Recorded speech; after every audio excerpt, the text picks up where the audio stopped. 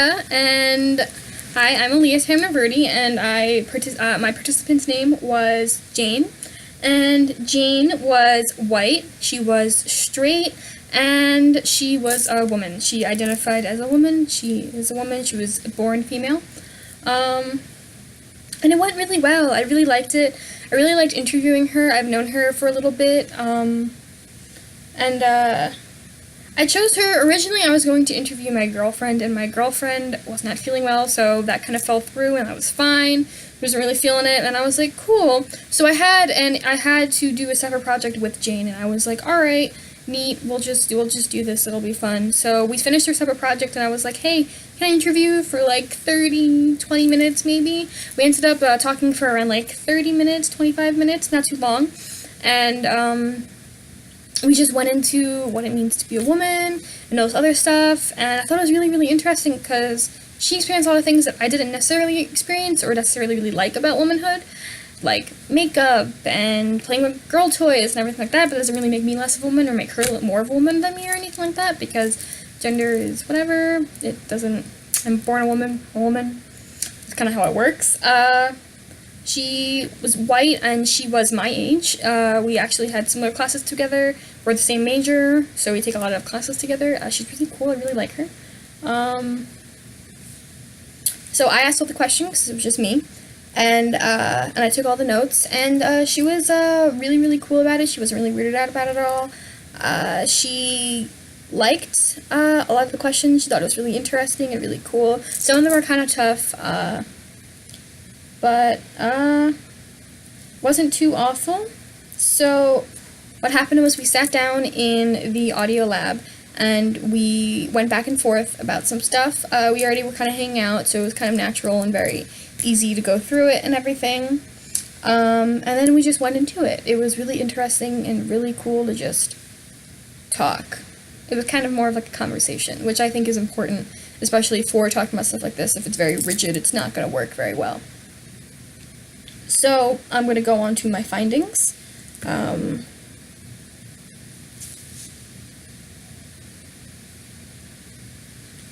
So let's just go through the questions and everything right now. So the first question was, tell me about your early memories about being a girl, and how did they learn this, and from who, and how did you see this in society and media and school? So basically, what she told me was that all of her toys were picked for her, and so she was like around 5 or 6, and then she just picked the very girly toys. So she really liked Barbies, and she thinks that it was because it was very much instilled into her to be very stereotypical. So she really liked girly things like dolls, Polly Pockets, and Care Bears, and Barbies. So because she learned a lot of this, it was just natural to keep going with it. So she learned from a lot of woman figures in her life, some from her mom, her grandma, and her aunts. And her dad she told me that her father would not really care if she played with, like monster trucks. Her father wasn't really present in what she was doing. So her mom, her grandma, and aunts decided what gifts to give Jane. And it wasn't really up to her, even as a very, very small child, which is understandable because, like, a 3-year-old can't really pick, but they can. And then another thing that influenced her was that all the commercials for, like, girl toys was for girls. It was you only saw traditionally females in that situation. And you would never see a boy play with Barbies or anything like that. And so a lot of the things that was talked about was that when you see things, you imitate them. And I remember growing up, I was kind of like, I had a brother, so, playing with boy stuff wasn't really that bad because we're very close in age. The next question was about how growing up, like how in school did you notice gender and how growing up and everything like that was. So recess outside, it didn't really matter. Boys and girls played together outside. So, like, they all played kickball together. It didn't really matter. Gender didn't really matter in that sense. But what she found was that when you played inside when the weather was bad, it was very different. They had a kitchen for the girls. The girls only played with girl stuff. And they had dress up, and it was very, very divided. So she was very much like that she did not want to play with any of the boys, so she only played with the girls. Like, she wanted to make any friends that were boys, nothing. And as that went on, she was just talking about how she wasn't really keen on talking with men, not men, but boys at, like, age 6 to 10, and even, like, in middle school, she wasn't very keen on that. So she cared a lot about gender, and she cared a lot about being a girl, and, like, just hanging out with girls and all that other stuff. But, as the next question is, as you got older, how did it change for her, like, in adolescence or high school? And she kind of had trouble figuring out, like, well, people kind of stopped caring. In high school, people stopped caring, and she was like, people figuring out gender does not matter. And then, so she was talking about how more girls wore stuff in the men's section, so they were like, wow, yeah, thank you, my top is really cute, but I found it in the men's section. And Jane was talking about that. And she's fine with it, because it's always kind of been the stereotype that women can wear men's clothes, but men can't wear women's clothes, in that kind of sense. And, she always kind of still fit in the stereotype, so she wore makeup. She wasn't really pressured to wear makeup, but she liked to wear it.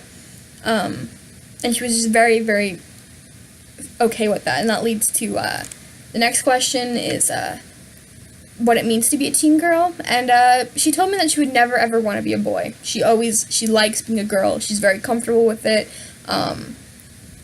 But she realizes as she gets older, it's not super fun to be put down. A professor told her, like, this year that, the field that she wanted to go into, it was a very male-dominated field, and it was very negative for her to be in that, which is very interesting to me that a female professor, she told me, was like that. And then she goes on to discuss how she never really felt direct pressure to wear makeup or perform femininity. And when she was younger, she actually hid it from her mom for a little bit, and then, like, asked her if I could wear mascara, and it was very interesting, just because I remember growing up like that. So then she never really felt a direct pressure to wear makeup, but she did see everyone else use it, so she felt encouraged to use it. And then in her senior year, this leads to the next question, number 5, what it means to be a woman nowadays. And her senior year to now, she's noticed more things she doesn't like about being a woman, not necessarily awful things or whatever, but just certain things that happen.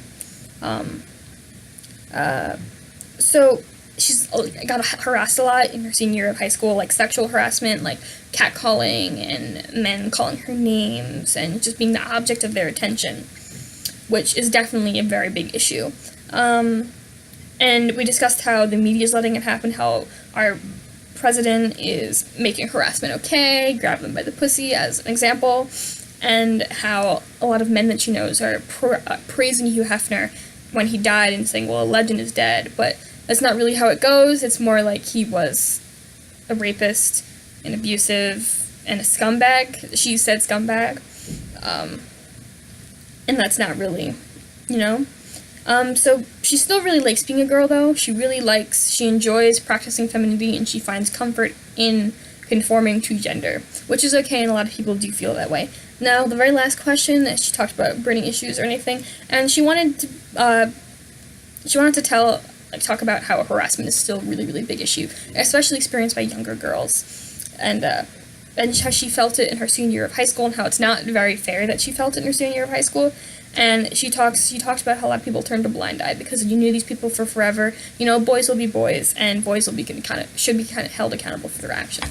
That was like the ending of a lot of the questions, but what it meant to me was that I find it very interesting because I personally surround myself with a lot of women who are feminists, and they believe that they're feminists. And with Jane, she did talk about how she is a feminist, and how she realizes that she shaves her legs and she does her makeup to conform to gender roles, and that not necessarily that's a good thing or a bad thing, but she realizes the reason why she does it, not because it makes her feel good, but because there was a time where it impresses men and only men, and that it's not really for her, but it feels like it's for her, if that makes sense.